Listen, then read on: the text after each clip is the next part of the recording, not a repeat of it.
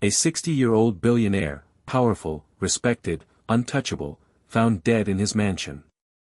His young wife, barely 27, stood just feet away, trembling, phone in hand, whispering to the dispatcher, "Please, send someone. He's not breathing." The house was quiet, too quiet for a crime so violent. There were no signs of forced entry, no struggle, no screams in the night. Just him, collapsed in his study, his wealth and power meaning nothing in those final moments. In public, their marriage was the kind most could only dream of. Lavish vacations, diamonds worth more than some homes, champagne celebrations that never seemed to end. A man who had everything, and a woman who had just stepped into a life of unimaginable privilege. 4 months of a whirlwind romance, sealed with a wedding fit for royalty. But that dream came crashing down the moment he placed a set of divorce papers on the desk. That signature would have taken her out of the will, stripped her of the fortune she had only just begun to taste. And hours later, he was dead. When officers arrived, she was the only one in the house. Her hands were clean. No weapon was in sight. Her voice shook as she told them she had nothing to do with it. But as investigators dug deeper, questions began to mount. Was this the tragic loss of a man who simply ran out of time?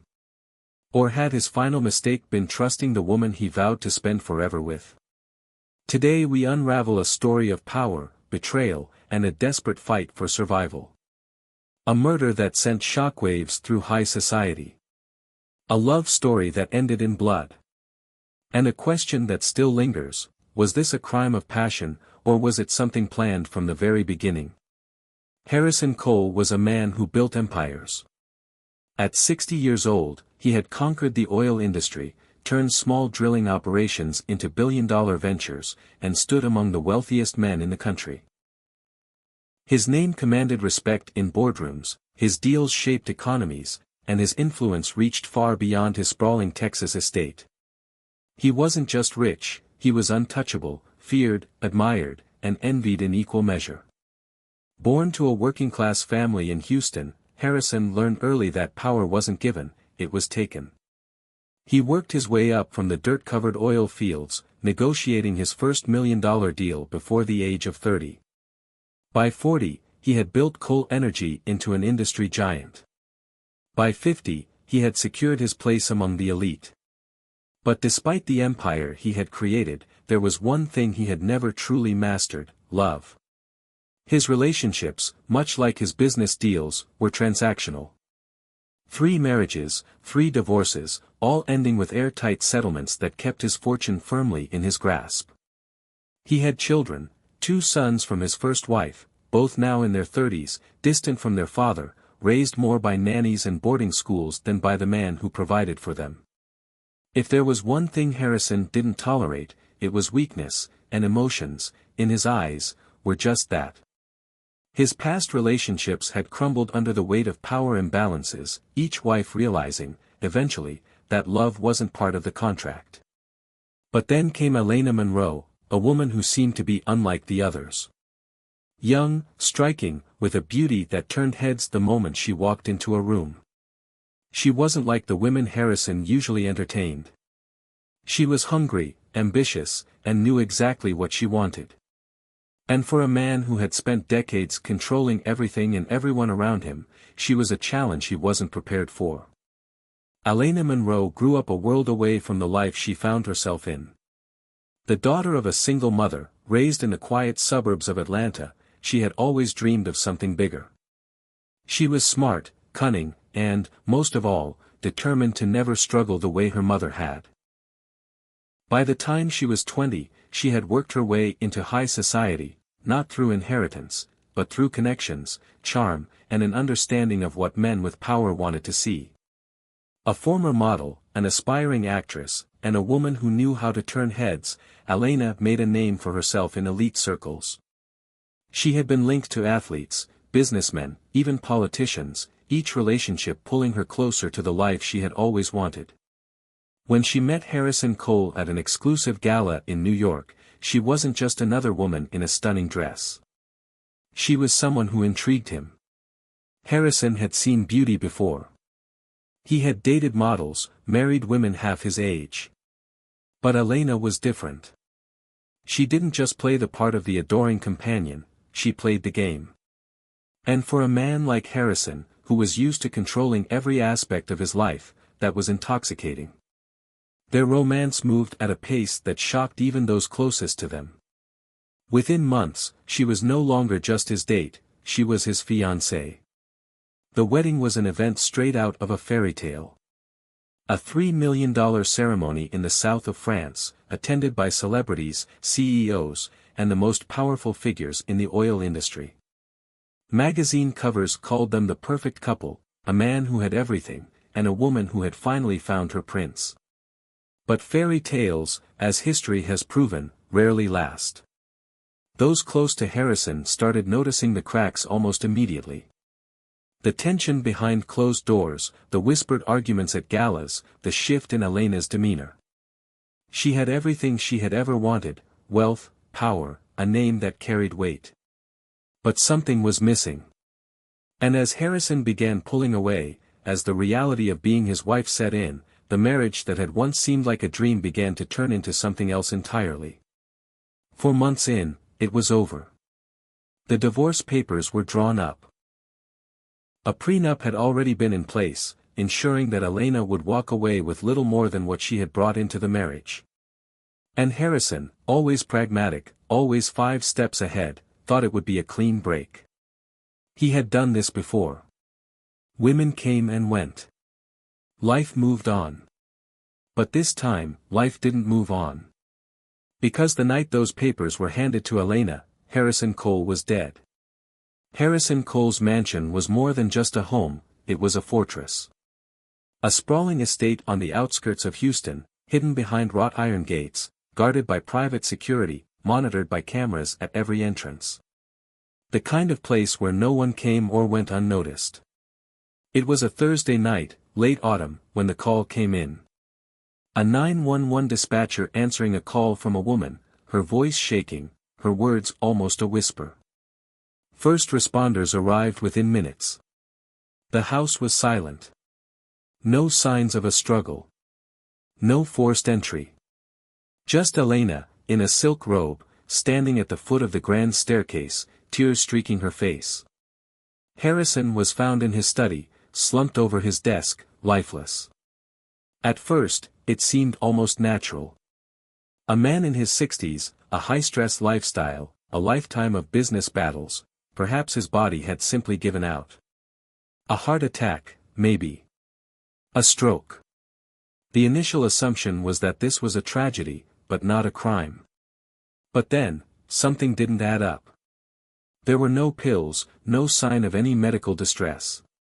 His body showed no immediate wounds, no indication of what had stopped his heart so suddenly.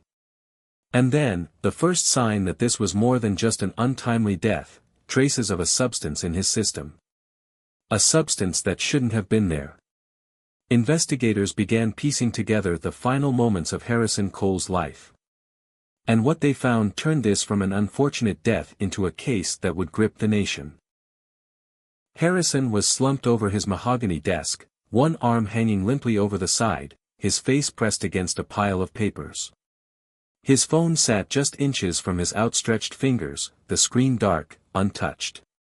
A glass of whiskey, half empty, rested beside him. The first thing paramedics noticed, his skin was cold. Too cold. His lips were slightly parted, his expression eerily calm. As if he had gone to sleep and simply never woken up. But the moment the coroner arrived, everything changed. Harrison Cole hadn't died of natural causes. He had been poisoned. The autopsy would later confirm what investigators first suspected. A lethal dose of succinylcholine, a drug often used in hospitals to induce paralysis during surgery, had been found in his system. It doesn't leave behind obvious signs. It works fast, minutes, sometimes seconds. The victim can't move, can't speak, but remains fully conscious as their body slowly shuts down. And by the time it takes effect, there's nothing they can do. There was no forced entry. No signs of a break-in. No fingerprints, except for those that should have been there. Which meant one thing: whoever had done this had been inside the house. Someone who belonged there. Someone he trusted. The investigation begins. Elena Monroe Cole sat across from detectives in a pristine interrogation room, her hands folded neatly in her lap. No visible bruises, no scratches, no signs of a struggle. Just tear-streaked cheeks and a shaking voice. "I loved him," she whispered. "I would never hurt him. I don't know what happened. He was fine. We had dinner. He went to his study, like he always did. And then, he was just gone." She claimed she had gone to bed early that night, leaving Harrison alone in his study. That she had woken up to silence, something that didn't feel right. That when she walked in and saw him slumped over his desk, she panicked, dialing 911 immediately. She had no idea how he died. No idea why. But detectives weren't convinced. Her reaction was off. She was emotional, but not the way you'd expect. There were no real questions. No, how did this happen? No, who would do this? Just an immediate insistence that she had nothing to do with it. At first, those closest to Harrison believed his young wife's grief. But as investigators began peeling back the layers of their marriage, a different picture emerged. And those who knew the couple best. They weren't surprised by what had happened. Staff at the estate recalled heated exchanges, slamming doors, late-night arguments that echoed through the halls. Private security noted her frequent disappearances, weeks at a time spent away from the mansion. The fairy tale was unraveling fast, and everyone around them knew it. Then came the rumors. Rumors that Harrison had been unfaithful. That Elena had been, too. Secretive phone calls. Meetings behind closed doors. An affair, perhaps, or something even more dangerous. The kind of betrayal that left motives stacking up like evidence in a courtroom. The toxicology report told investigators what they needed to know: Harrison Cole had been murdered. But it was the forensics that told them how.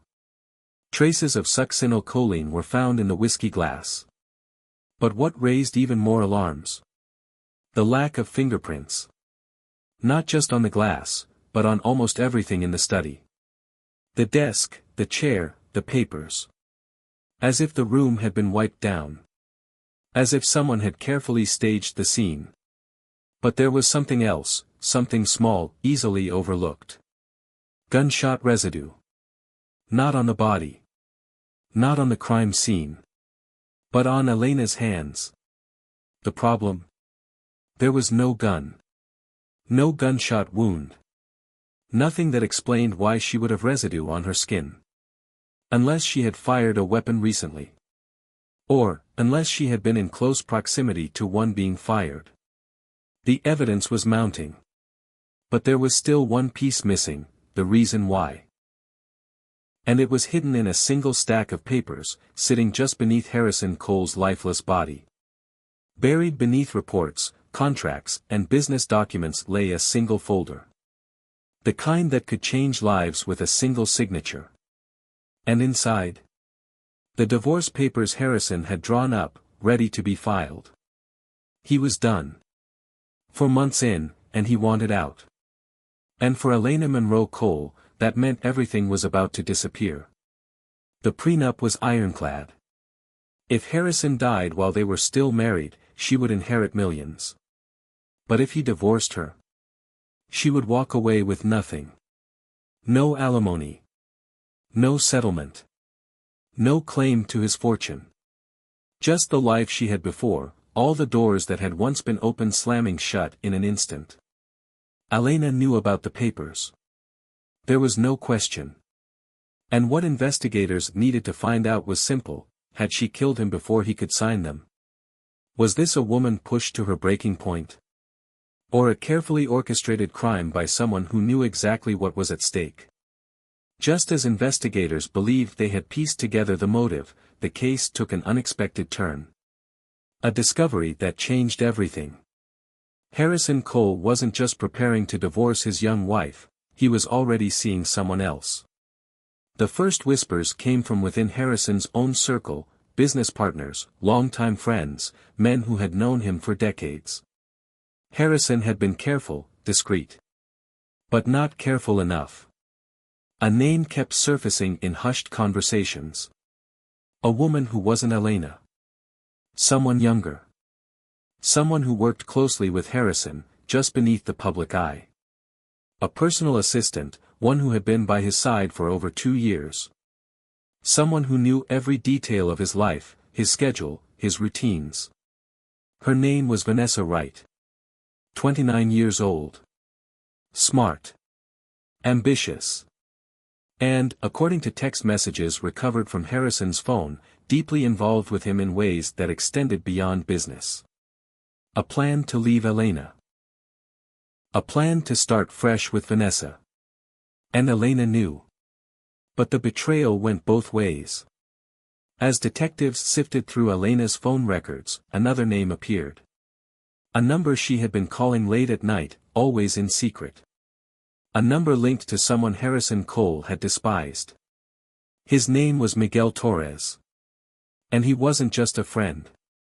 He was an ex-lover. Someone she had been seeing in secret while still playing the role of the devoted wife. Was this a crime of passion? A woman scorned? Or had Elena and Miguel planned something far more calculated? And if so, who had truly pulled the strings? For weeks, Elena had insisted on the same story. She had been asleep when her husband died. She had woken up, found him unresponsive, and called 911 immediately. She had nothing to hide. But then, the footage surfaced. At 11:42 p.m., nearly an hour before the estimated time of Harrison's death, Elena was caught on camera leaving the master bedroom. She wasn't groggy. She wasn't confused. She was fully dressed, her hair and makeup still intact. She walked down the hallway, past the study, then disappeared from view. 12 minutes later, she was back inside. And just after midnight, her call to 911 was placed. 12 minutes. A time frame too precise to ignore. Then came the phone records. Investigators had been tracking Elena's calls for weeks, mapping out every number dialed, every message sent. Most of them were what you'd expect, calls to family, to friends, to assistants. But one stood out. A single outgoing call, made just 30 minutes before Harrison was poisoned. Miguel Torres. The man she had sworn she hadn't spoken to in weeks. She called me that night, yeah. But I didn't answer. I was asleep. I didn't know about Harrison until the next morning. We checked. His phone never rang. Meaning someone deleted that call from the logs. And the only one who could have done that, was Elena. The walls were closing in. Elena Monroe Cole had been caught in a lie, several, in fact. And now, detectives had the proof they needed to confront her. She was brought in for another round of questioning. The detective across from her had one goal, push her until she slipped. Until the truth surfaced. Elena, we have your phone records. We know you called Miguel. We know you left your room before Harrison died. Tell us what happened that night. I just wanted to talk to him. That's all. But, just talking didn't explain the 12-minute gap. The missing fingerprints. The poison in Harrison's system. Did you pour the drink, Elena? He was going to leave me, she mutters. I had nothing. Nothing. After everything I did for him. For hours, she refused to say more. She didn't confess. She didn't break down. She just sat there, silent, waiting. She knew exactly what she was doing. And she wasn't about to let anyone see her as weak. She'd rather go to trial than admit the truth. But the evidence was undeniable. The phone call. The deleted logs. The poison. The security footage. The gunshot residue. And then, the most damning piece of all, the search history on her laptop. She may not have spoken the words out loud, but the truth was there. Written in every keystroke, in every deleted message, in every carefully erased call log. The fairy tale was a lie. And Elena Monroe Cole was no grieving widow. She was something else entirely. By the time the trial began, the world had already made up its mind. A billionaire oil mogul, shot dead in his own home. His young, beautiful wife standing at the center of it all. Was she a grieving widow, or a cold-blooded murderer? The courtroom was packed. Every seat taken. Every camera focused. Every headline screamed the same words: greed, betrayal, murder. Elena Monroe Cole walked in, her face expressionless, dressed in white. A stark contrast to the woman the prosecution was about to paint. A woman they claimed had meticulously planned the death of her husband for nothing more than money and power. The prosecution wasted no time. They laid out their case with precision, starting with the document that had sealed Elena's fate before she even pulled the trigger, the prenuptial agreement. 4 months. That's all it took. 4 months between wedding vows and a set of divorce papers that would have left her with nothing. And when she realized she was about to lose everything, they argued, she took matters into her own hands. They called it premeditated. They called it calculated. And they had the evidence to prove it. Traces of the poison found in his whiskey glass. Deleted text messages recovered from her phone.